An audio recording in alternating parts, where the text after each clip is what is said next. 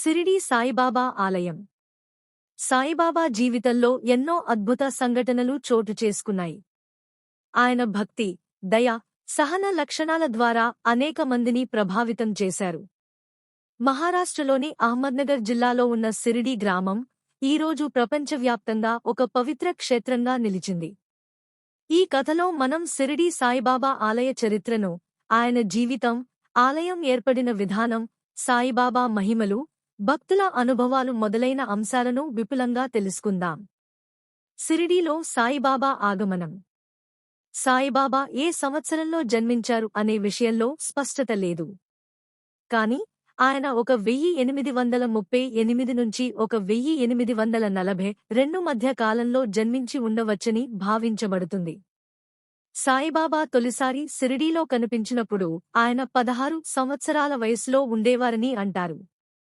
ఒక ముసలమ్మ అయిన బాయిజాబా ఆయనను చూసి కరుణతో తన ఇంటికి తీసుకెళ్ళింది.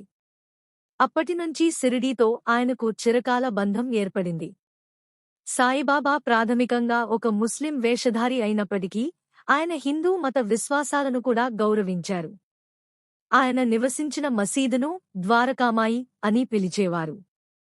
ఇది ద్వారకా నగరానికి ప్రతిరూపంగా భావించబడేది. ద్వారకామాయిలో సాయిబాబా ఒక చిన్న అగ్ని ధూనిని ఎప్పుడూ వెలుగుతూ ఉంచేవారు. ఆయన అనేక మందికి ఉగాది లవంగాలతో, సాంబారు దినుసులతో ఉడికించిన ప్రసాదాన్ని ఇచ్చేవారు. ఇది ఆయన సమానత్వాన్ని ప్రతిబింబిస్తుంది. ఆలయ నిర్మాణం ఎలా జరిగింది? సాయిబాబా పరమశివునికి భక్తుడు. ఆయన జీవితాంతం మసీదులో నివసించినప్పటికీ మరణించిన తర్వాత ఆయన శరీరాన్ని ఒక ప్రత్యేక స్థలంలో భూమిలో దహనం చేశారు. ఆ స్థలాన్ని సమాధి మందిరం గా అభివృద్ధి చేశారు. సాయిబాబా జీవిత కాలంలోనే భక్తులు తమ శ్రమతో మందిర నిర్మాణానికి ఆరంభం చేశారు. మొదట్లో బూటీ అనే బహుళ ధనవంతుడు బాబాను ఒక కుఠీర్ నిర్మించాలనుకున్నాడు. కాని బాబా చివరికి తన మృతి తరువాత అక్కడే తన శరీరాన్ని దహనం చేయమని ఆదేశించాడు. 1918లో ఆయన మహాసమాధి పొందిన తర్వాత అక్కడే సమాధి మందిరం నిర్మించబడింది.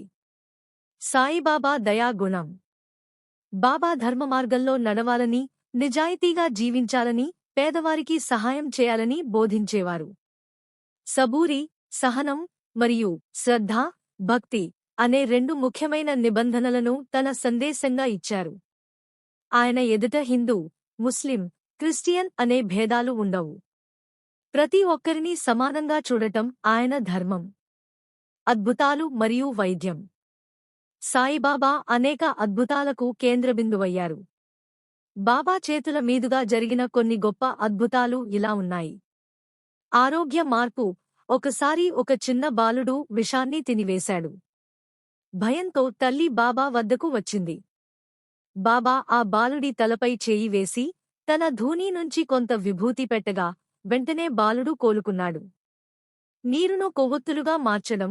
ఒకసారి బాబా వద్ద నెయ్యి లేకపోవడంతో కొందరు ఆయనను వెక్కిరించారు.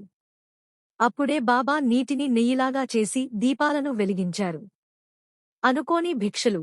పేదవాళ్లకు అన్నం కావాలి అనుకున్నప్పుడు బాబా ఏ దానం లేకపోయినా కూడా ఎక్కడినుంచో దానం వచ్చి పడేది. ఆలయం మహిమలు. సిరిడి ఆలయంలో రోజూ లక్షలాది భక్తులు తరలివస్తారు. భక్తులు విభూతిని ఇంటికి తీసుకెళ్లి తమ ఇంట్లో పవిత్రతను నెలకొల్పుతారు. సమాధి మందిరంలో జరిగే ఆర్తీలు, ప్రత్యేక పూజలు భక్తులను శాంతితో నింపుతాయి. ప్రత్యేకంగా గురువారం రోజున బాబా అలంకారంగా దర్శనమిస్తారు. అనేక మందికి బాబా దర్శనం తర్వాత వారి కోరికలు నెరవేరిన అనుభవం ఉంది. సిరిడి ఆలయ పర్యటన వివరాలు. సిరిడి ఆలయం మహారాష్ట్రలో నాసిక్ నగరానికి సమీపంలో ఉంది. అక్కడి ఆలయ ట్రస్టు, శ్రీ సాయిబాబా సంస్థాన్ ట్రస్టు చాలా భక్తి శ్రద్ధలతో ఆలయ నిర్వహణ చేస్తోంది. భక్తుల కోసం ఉచిత భోజనం, ప్రసాదం, నివాస ఏర్పాట్లు, దయతో నడిచే వైద్యశాల, నిత్యమైన పూజా కార్యక్రమాలు అన్నీ ట్రస్టు ద్వారా అందుబాటులో ఉంటాయి. సిరిడి సాయిబాబా జీవితం అనేది ఒక మహోన్నత దైవీ చరిత్ర. ఆయన జీవన శైలి, ధర్మ బోధనలు, అద్భుతాలు భక్తులను విశ్వాసంలో నిలబెట్టాయి. బాబా మనల్ని ఎప్పటికీ ఆశీర్వదిస్తూనే ఉంటారు. శ్రద్ధ మరియు సబూరి అనే రెండు మూల సూత్రాలను మనం పాటిస్తే ఆయన అనుగ్రహం మనపై చురుగ్గా ఉంటుంది. ఓం సాయి రామ్.